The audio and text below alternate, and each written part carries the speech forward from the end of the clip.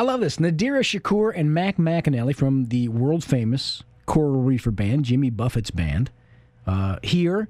And the new tour's starting. These guys are here. You guys been on tour with Jimmy for years, like 15 to 20 years.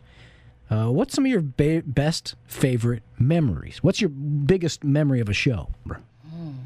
My most special show was my first show, I'd have to say.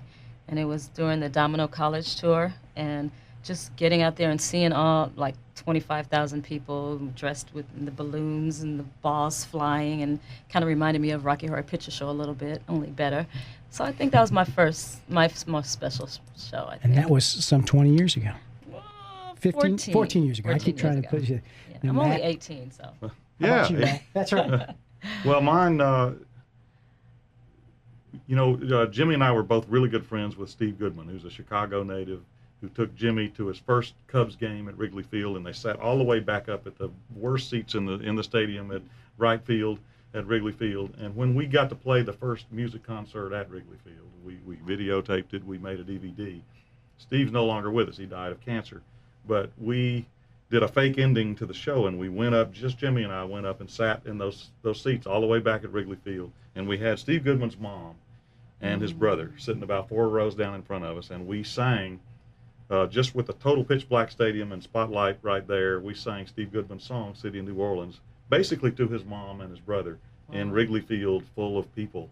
And I get chill bumps right now thinking about it and talking about it. And that show was that was a couple years ago? That was, 3-4 years ago, I guess. But every time we've been back to Chicago since then, and we were in Chicago a lot, we stay there in the summertime.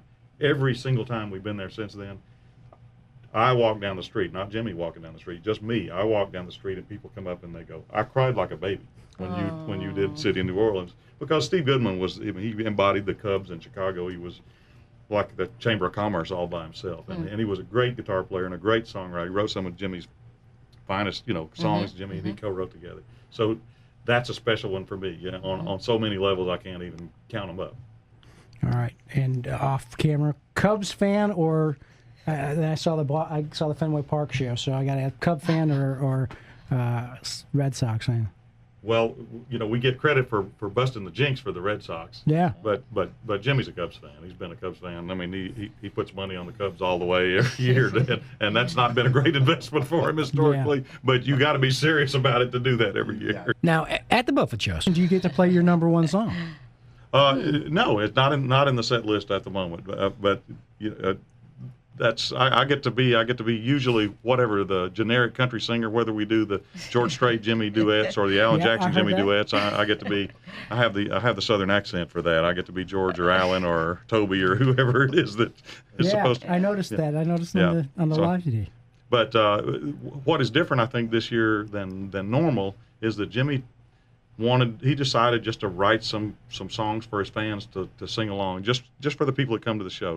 He wasn't so concerned with having a big hit record or anything. He just wanted to write something specifically for his loyal fans that have been coming all this time, and it's working really well. He wrote some great songs, and people understand and get it really fast, and they're singing along by the last chorus of a song they heard for the first time. So that's really something. How many? So that's why you go and do these the rehearsals. That's exactly. It's like I think you were in for a week doing rehearsals, or I don't know how long. Right.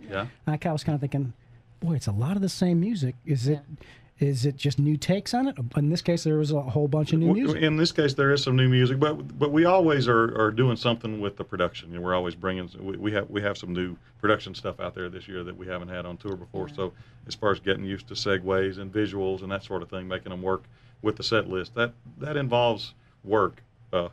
It involves, the more you make it look like it doesn't involve work, the more work it involves. So, and we have new clothes to try on. Yeah, sure. Wardrobe. But the set this year is really, really changed, and it's beautiful. I won't say what it is, but it's beautiful. What's the name of the tour? Summer School.